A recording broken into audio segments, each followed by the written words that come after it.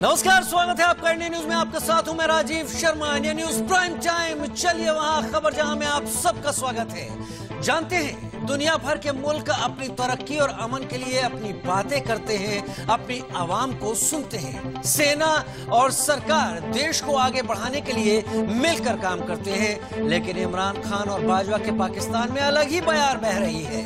पाकिस्तान के नेताओं और सेना की रोजी रोटी एंटी इंडिया चूरन के भरोसे चलती है। पाकिस्तान में यह चूरन खूब बिकता है और संदेश साफ है कि पाकिस्तान में रहना है तो इंडिया इंडिया कहना है।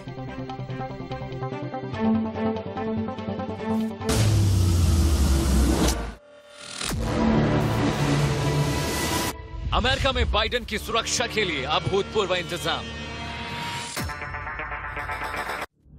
आतंक के खिलाफ दुनिया को सतर्क करने की गंभीरता भी है और आक्रोश भी। इमरान की करीबी ने खोली इमरान की पोल। सियासत के अंदर आपको पता है कि भारत के नाम पर चलती है इमरान की दुकान।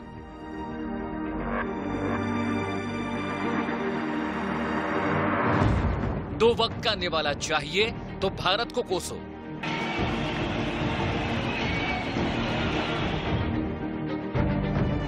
एंटी इंडिया चूरन का मुरीद हुआ पाकिस्तान।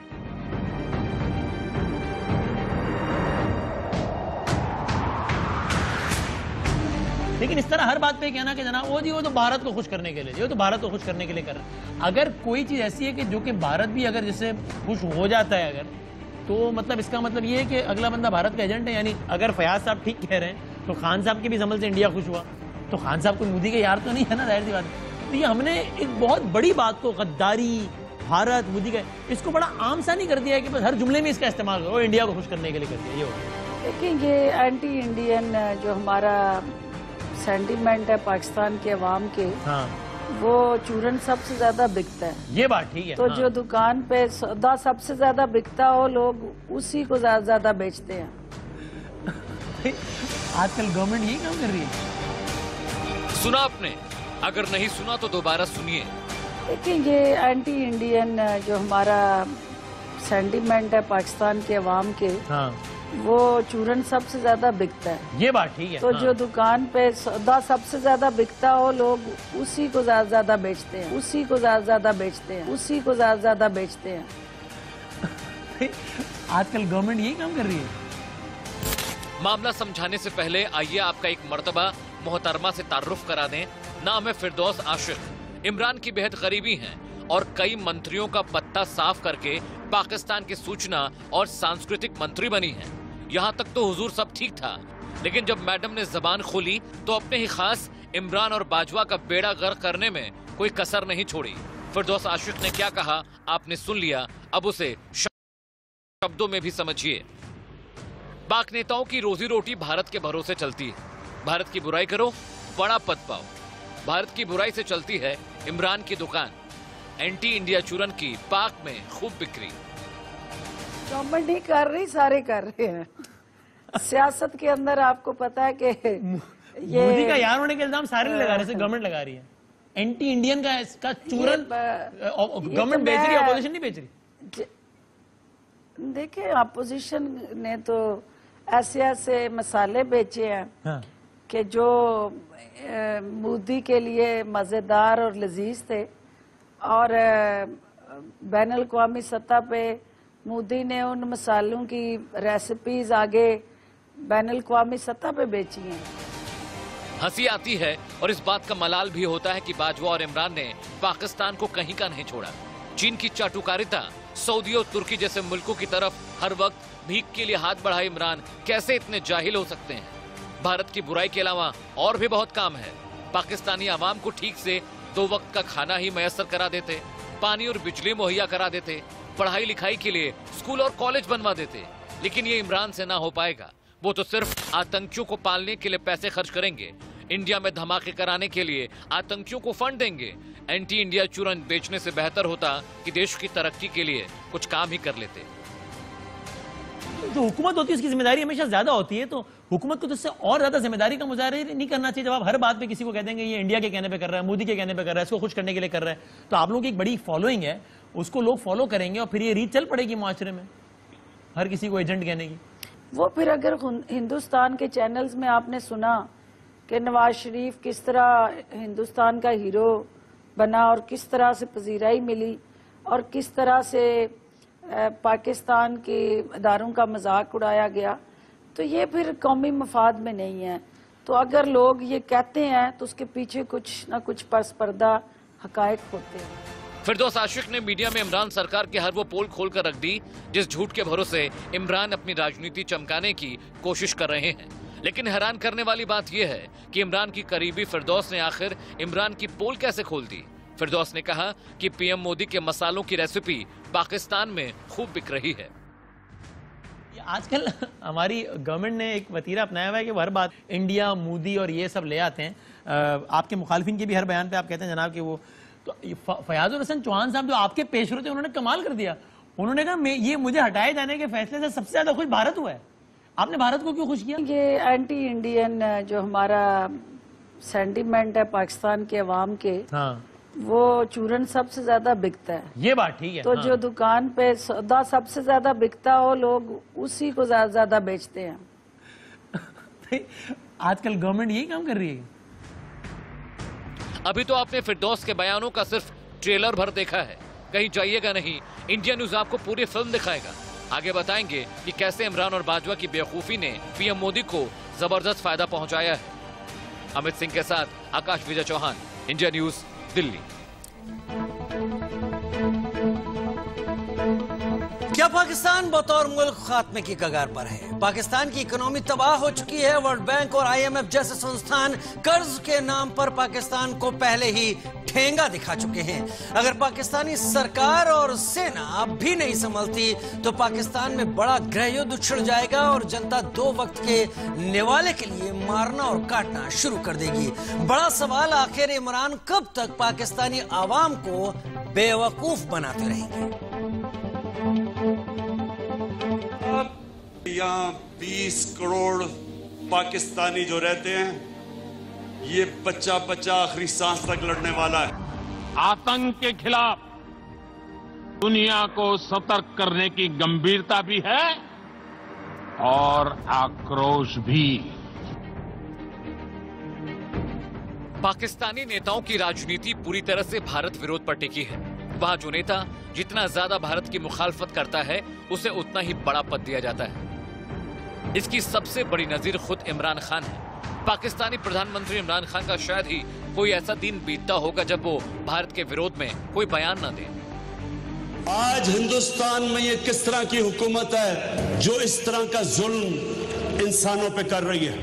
इनको समझने के लिए हमें आरएसएस की फिलॉसफी, उसका नजरिया, उसकी आइडियोलॉजी समझनी पड़ेगी। आरएसएस वो जमात थी जो 1925 में बनी और जिसके अंदर सबसे बड़ी मोटिवेशन मुसलमानों के खिलाफ नफरत थी। इमरान को भले ही लगता हो कि पीएम मोदी और हिंदुस्तान की बुराई से उन्हें बड़ा माइलेज मिल जाएगा, लेकिन हर बार भारत के खिलाफ छोड़ा गया उनका तीर उन्हीं को जख्मी करता है। हाल ही में उनके करीबी मंत्री ने कबूल किया कि पाकिस्तान में एंटी इंडिया सेंटीमेंट का चूरन सबसे ज्यादा बिकता है, इसलिए सभी राजनेता इस मुद्दे को सबसे ज्यादा उछालते हैं। सिर्फ इतना ही नहीं, पाकिस्तान की गलत बयानी और बेअदब भाषा भारत और पीएम मोदी के कद को और बड़ा करती जा रही है। अच्छा बिकता है चूरन, लेकिन डेंजरस नहीं है। हमारे यहाँ चूंकि बदकिस्मती ये रही है कि हमारे जात मुकद्दम रही है, हमारी काज जो है वो सेकेंडरी रही है। तो जहाँ काज सेकेंडरी हो और जात प्राइमरी हो, उस मुआशरे के अंदर इस किस्म के चैलेंजेस आते रहते हैं। इमरान के अलावा उनकी पूरी कैबिनेट शायद इसी मसौदे पर काम करती है कि आज भारत को किस मुद्दे पर घेरा जाए, पीएम मोदी के खिलाफ और क्या बेहुदा और गलत कहा जाए। अंतर्राष्ट्रीय मामलों के जानकार भी कहते हैं कि भारत को लेकर पाकिस्तान जितना झूठ और आग उगलता है उसे उसका उतना ही ज्यादा नुकसान होता है। एससीओ समिट में भी पीएम मोदी ने चीन और पाकिस्तान दोनों को आड़े हाथों लिया था। पीएम मोदी ने पाकिस्तान से दो टूक कहा। बहुपक्षीय बैठक में द्विपक्षीय मुद्दों को न उठाया करे, जबकि चीन की तरफ इशारा किया कि कनेक्टिविटी परियोजनाओं में दूसरे देशों की भौगोलिक अखंडता और संप्रभुता का चीन को आदर करना चाहिए। ये बात अब किसी से छिपी नहीं है कि पाकिस्तान की सरजमी आतंकियों की पनाहगाह है।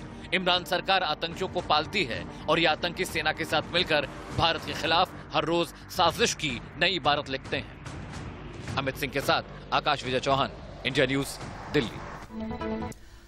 पाकिस्तान अब सिर्फ नाम का ही देश रह गया है। प्रधानमंत्री इमरान है लेकिन वहां हुकूमत चीन की है। सेना पाकिस्तान की है लेकिन आदेश जिनपिंग का चलता है। चीन ने पाकिस्तान को अपना गुलाम बनाने के लिए पहले जमकर कर्ज दिया और अब उस कर्ज के बदले पाकिस्तान पर अपना हुक्म बजा रहा है। हालात इतने खराब हैं कि पाकिस्तान ने अपना समंदर तक चीन के हाथों गिरवी रख दिया है।